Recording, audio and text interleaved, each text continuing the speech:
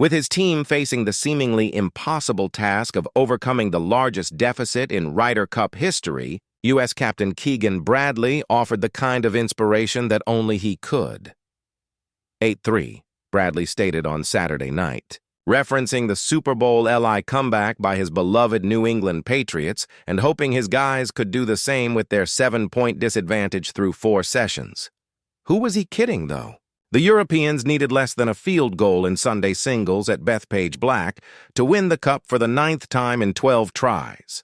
And not far from Yankee Stadium, the visitors were sending out their own murderer's row early. Justin Rose, Tommy Fleetwood, Matt Fitzpatrick, Rory McIlroy, and Jon Rahm, a combined 14-2-1 through 2 days in the first 6 matches. Add in an automatic tie via Viktor Hovland's injury withdrawal that pushed the ledger to 12-5 before a shot was struck on the final day, and just 2 full points were required to retain. This one was effectively over, and ultimately, yes, the Europeans got the ball through the upright as time expired with a 15-13 result. But Bradley's squad? It did everything it could with a valiant, last-ditch effort to at least get a fingertip on the winning kick. The Americans rallied to within 3 points with 4 matches left on the golf course late Sunday afternoon before Shane Lowry rolled in a 6-footer for birdie at the par 4 18th to secure the retaining half point. That was the hardest. "Couple of hours of my whole life, honestly," Lowry said. "I just can't believe that putt went in. I said to caddy Darren Reynolds walking down 18, I said, I have a chance to do the coolest thing of my life here." Lowry, who's also won an Open in his home country, capitalized, denying the headline writers any thought of Bethpage bounce back. Credit to the Americans, though, who had been staring down monikers like "beat down at Bethpage." "That was a coin flip there for a second," Bradley said.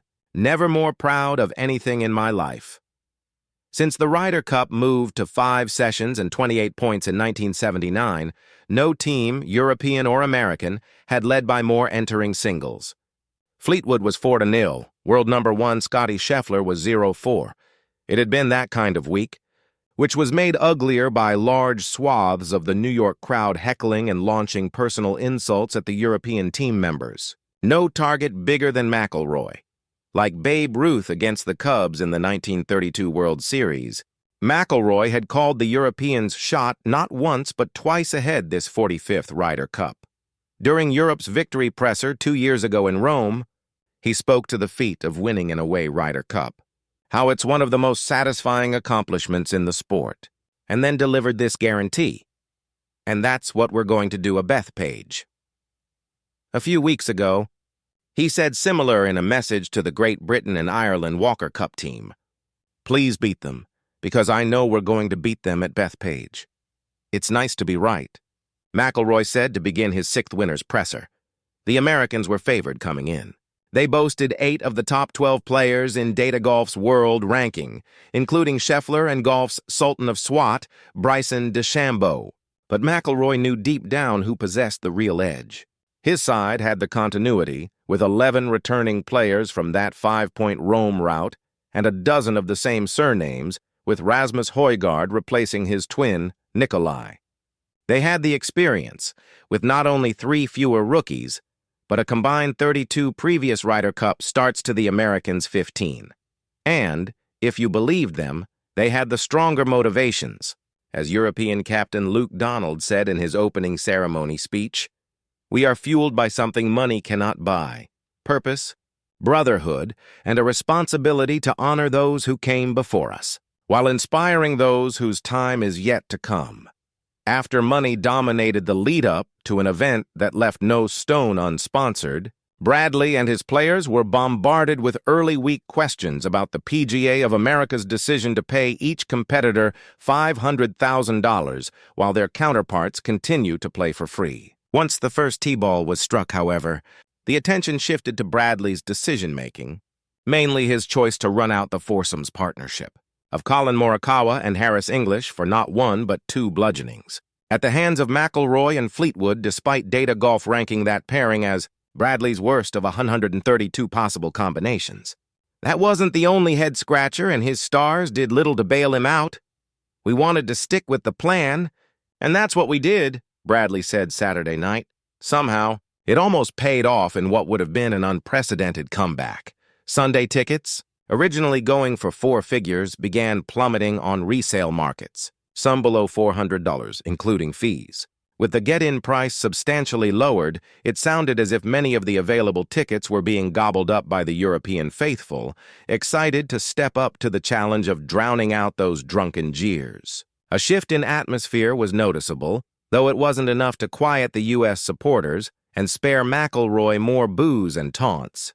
In fact, several fans discovered that one alcoholic beverage available at the concessions came with a squeaky rubber duck floating in it. McIlroy, unsurprisingly, wasn't amused as he faced Scheffler in a matchup of 1 versus 2. "I don't think we should ever accept that in golf," McIlroy said of the hostility. "I think golf should be held to a higher standard than what was seen out there this week. No matter the ledger, there seems to always be a sliver of hope for those trailing on these Ryder Cup Sunday mornings." And the sportsbook still had this contest on the board, albeit with the U.S. listed around punting 15,000 or more. As another Yankee great, Yogi Berra once said as the manager of the rival Mets, "It ain't over till it's over." Deep down, the American players felt that. "We were talking with the vice captains last night when everyone went to bed that the team really believed they could win," Bradley said. "Like, I was honestly pretty surprised. I was on a team that got smoked and we did not have that feeling. When we went to bed, I was just astonished at how these guys were like, 'We're going to win this,' and they believed it." With Young taking the first hole against Rose in the leadoff match and DeChambeau nearly driving the first green in the third match opposite Matt Fitzpatrick, the Americans struck first on Sunday, igniting the U.S. crowd that were determined to at least go down loudly. Young earned the day's first point, holding off a late charge by Rose and sinking a 12-foot birdie before unleashing easily the biggest celebration of the stoic rookie's life. DeChambeau lost that opening hole with par and fell 5 down through 7, though he punched back to tie the match with 1 hole to play after Fitzpatrick lipped out a 7-footer for par at the par 3 17th. Between them, Thomas handed Fleetwood, previously 4-0, his first loss of the week by pouring in a 12-footer of his own at the last. His reaction outdid Young. "It's very obvious that this is an extreme long shot. But it had to be done with some of us in the beginning," Thomas said. "So I'm just so glad that Cam and I could finish like that to at least give us a little bit of hope." Moments later, Europe made a couple strides closer to victory. Ludwig Aberg closed out Patrick Cantlay 2-1, and Fitzpatrick managed a half point against DeChambeau, who was so distracted by pumping up the fans that he initially forgot to shake Fitzpatrick's hand. Suddenly, Europe was less than a point away from retaining the cup. But there was also no blue on the board, and 4 of the 6 remaining matches being led by the U.S., which had but one option: run the table.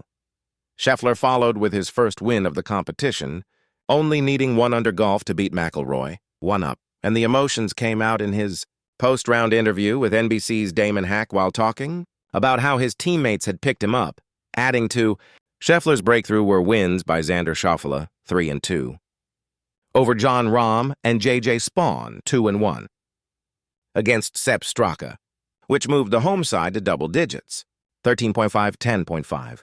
But Henley's miss from 10 feet at the last gave Lowry the read, and the Irishman wasted no time finding the bottom of the cup.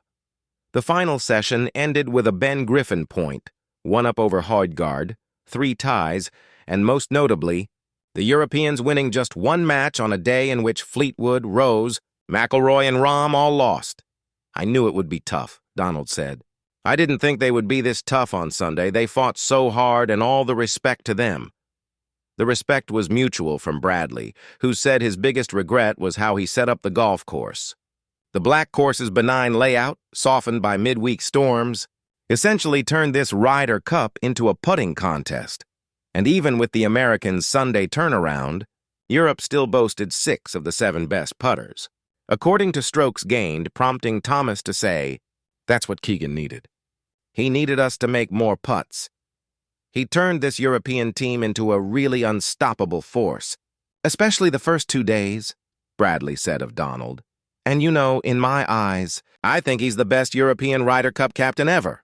Donald's biggest strength? His attention to detail.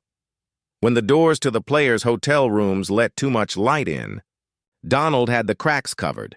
When the hotel shampoo didn't smell great, he bought containers of Le Labo. When the betting was unacceptable, he completely changed it out. "You want to create an environment where they can succeed," Donald said. "These are 12 amazing players, we know that. You're just trying to put them in a position where they feel comfortable." But ultimately, Donald argued, you absolutely need your big guns to fire. And that's what we are proud of. That the U.S. guys, big guys, their guns, they didn't get as many points as ours. McIlroy, Rahm and Fleetwood earned a combined 10 points, double that of Scheffler, 1-4. DeChambeau, 1-3-1, and Schauffele, who equaled Young's 3-1 record. Europe's motto all week was, "Our time, our place." In the practice rounds, they sported kits that paid homage to the 4 previous European teams that had crossed enemy lines and prevailed, including Jose Maria Olazabal's 2012 squad that donned fuchsia polos on Sunday before orchestrating the miracle at Medina. "My job, again, is to give them the reasons to make them believe that they can win," Donald said. There would be no Medina-esque phenomenon on this Sunday. For the 5th time on U.S. soil, to the visitors went the spoils, and the Americans, they're on to a dare manner.